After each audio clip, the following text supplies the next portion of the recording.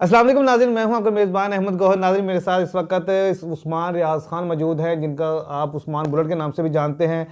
जैसे कि आप जानते हैं कि उस्मान बुलेट जो हैं वो एक रेसलर भी हैं, बिल्डर भी हैं, और आजकल ट्विटर के ऊपर सियासतदानों की बड़ी वार लगा रहे हैं। आइए इनसे बात करते हैं, जानते हैं कि मुल्क के हालात क्या हैं, किस तरफ जा रहा है मुल्क। अस्सलाम वालेकुम।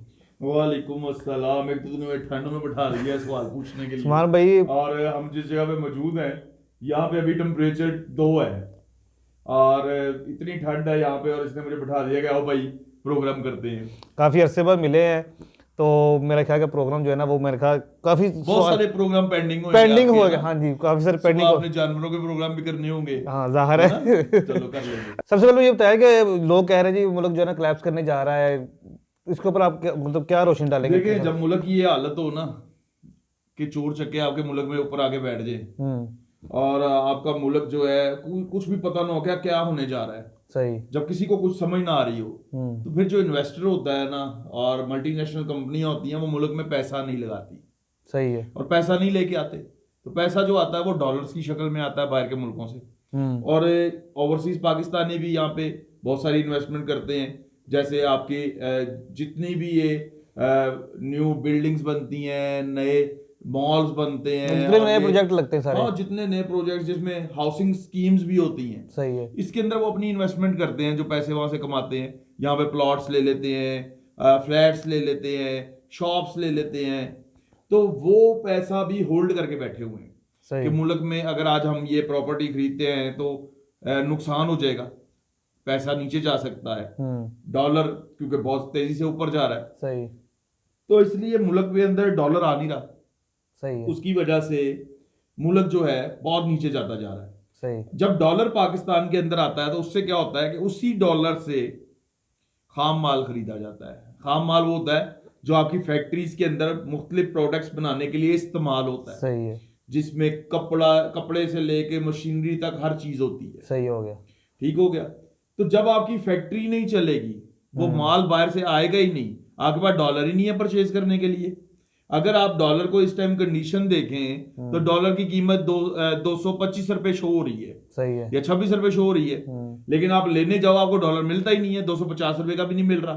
सही है। वजह यह है मार्केट में डॉलर है ही नहीं, और जितना डॉलर है लोग होल्ड करके बैठ गए हैं कि हमारा पैसा नीचे जा सकता है। तो डॉलर ले रख के लोगों ने अलमारियों में उनको सेफों के अंदर बंद कर लिया है सही। कि हमारा पैसा तो डाउन हो रहा है, तो डॉलर ऊपर जा रहा है। और अगर हमारे पास जो पैसे पड़े हैं, अगर उसको डॉलर की शेप में हम रख लेंगे तो वो प्रॉफिट कल देगा। को प्रॉफिट देगा। सही है। पैसा तो जाहिर बात है, उसकी तो वैल्यू नीचे गिरती जा रही है सही। और मजीद गिरने के इम्कान है।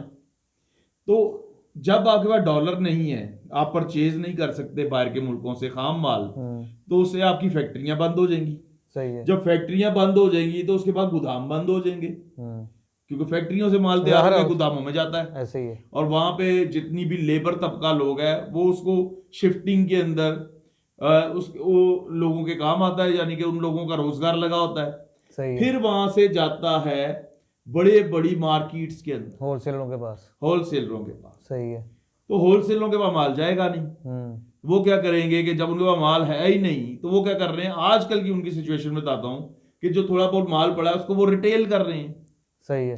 होलसेल के लिए उनके पास माल ही नहीं है। सही। और जब माल नहीं होगा तो जो रिटेल वाले हैं उनकी हालत ये है कि वो बेचारे दुकानें बंद करने पे आए हुए हैं, सही। क्योंकि माल बेचने को कुछ है ही नहीं। सही हो जो मेन प्रोडक्ट्स होती हैं, जिसके चक्कर में उनकी साथ दूसरी प्रोडक्ट्स भी सेल हो जाती हैं, वो मेन प्रोडक्ट्स तो बिल्कुल मार्केट से खत्म हो गई हैं। सही। और बहुत सारे लोग उनको होल्ड करके बैठ गए हैं सही। कि मार्केट में रेट बहुत तेजी से ऊपर जा रहा है। तो इस वजह से जो है बिल्कुल ही मुल्क जो आप कह रहे हैं क्लैप्स करने लगा है, ये इसी वजह से होगा। तो हालत ये है कि इसका सबसे ज्यादा नुकसान किसको होगा?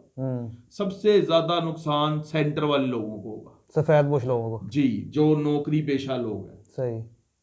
क्योंकि जब फैक्ट्री नहीं चलेगी तो वर्कर्स का क्या करेंगे, जब गोदाम नहीं चलेंगे वर्कर्स का क्या करेंगे, जब मार्केट्स नहीं चलेंगी तो वर्कर्स कहाँ जाएंगे? सही। तो बहुत सारे लोग जो हैं बेरोजगार हो जाएंगे। सही।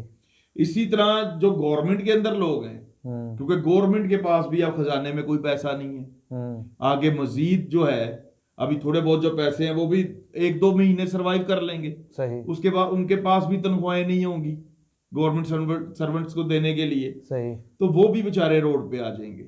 सही हो गया। तो ये मुल्क अल्लाह ना करे इस नौबत पे आ जाएगा कि अभी तो इमरान खान को बहुत सारे लोग सपोर्ट कर रहे हैं, खान के कहने पे बाहर भी निकलते हैं, सही है, लेकिन ये लोग वापस नहीं जाएंगे।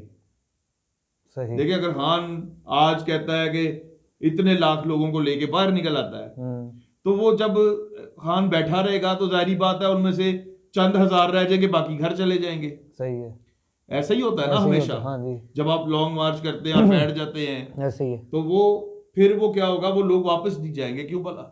वो पीछे अपने बिलकते हुए बच्चों को छोड़ के आए होंगे। सही। वो लोग भूखे जो बच्चे हैं उनके, जो बीवी है, जो माँ बाप है, उनको घर छोड़ के आए होंगे। सही। और ये नौबत आ गई तो बहुत नुकसान होगा। फिर आपके पास बिजली के देने के लिए बिल के पैसे भी नहीं होंगे, घरों का किराया देने के लिए पैसे भी नहीं होंगे, और फिर बच्चों की फीसें देने के लिए भी पैसे नहीं होंगे। सही। मालिक मकान जो है वो आपको तंग करेगा, क्योंकि उसके भी बच्चे हैं, उसने भी उसी से अपना रोजगार चलाना है। तो ये हालात बहुत ज्यादा बिगड़ने लगे हैं अगर इसको बेहतर ना किया गया तो। सही। और बेहतर इसी तरीके से हो सकता है कि बाहर के लोग जो यहाँ पाकिस्तान में इन्वेस्टमेंट करते हैं, जो ओवरसीज हैं, वो ये एतबार करें कि पाकिस्तान ठीक होने लगा है, पाकिस्तान तरक्की करने लगा है, पाकिस्तान इस तरह से नीचे नहीं जाएगा, हमारी इन्वेस्टमेंट नहीं डूबेगी, फिर वो यहाँ पे इन्वेस्ट करेंगे। तो वो तो एतबार सारा खान साहब की वजह से ही है, उसके अलावा तो किसी गवर्नमेंट को एतबार है ही नहीं उनको। नहीं, इन चोर चकों के ऊपर तो कोई एतबार भी नहीं करता। जैसे आज सलमान शहबाज के सारे केस खत्म करके वापस बुलाया गया है। हाँ जी। एक टाइम था कि शहबाज शरीफ से कोई भी सवाल करते थे तो शहबाज शरीफ कहता था सलमान शहबाज से पूछें। हाँ जी। आज उसको फूलों के हार बना रहा है। ऐसे ही है। तो बड़ा वो कोई उम्रा करके आ रहा है या नेक काम करके आ रहा है, भगोड़ा है, मुल्क का गद्दार है, मुल्क के पैसे खाए हैं, उसको हार पहनाए जा रहे हैं। ये हालात है। कोई ऐसा तरीका है जिन्होंने अपने ये जो डॉलर छुपाए हैं, जमा किए, उनसे निकलवाए जा सके वापस? निकलवाने की जरूरत ही नहीं है, आप मुल्क के हालात ठीक करें, ये सारे डॉलर बाहर आ जाएंगे। जब लोग आप पे एतबार करेंगे कि मुल्क जो है वो वापस खड़ा होने लगा है, मुल्क वापस अपने उन पैरों के ऊपर दोबारा खड़ा होने लगा है जो डाउन हुआ है, तो लोग ये सारा पैसा बाहर निकालेंगे। तो लोग तो इस गवर्नमेंट के ऊपर एतबार करते नहीं है। तो इसका हाल ही यही है कि इलेक्शन कराएं साफ शफाफ। सही है। तो जिसकी मेजोरिटी होगी वो ले जाएगा और लोग उस पर एतबार करते होंगे, सीधी बात है। उस्मान भाई बहुत शुक्रिया। नाज़रीन, अभी आपने उस्मान भाई की बातें सुनी है, आप इनसे कितना इत्तेफाक करते हैं, आप इन बातों को किस तरह नज़र से देखते हैं, अपनी राय का इजहार जो है कमेंट बॉक्स में लाजमी कीजिएगा। इसी के साथ मुझे इजाज़त दीजिए। अल्लाह हाफिज़। अल्लाह हाफिज़।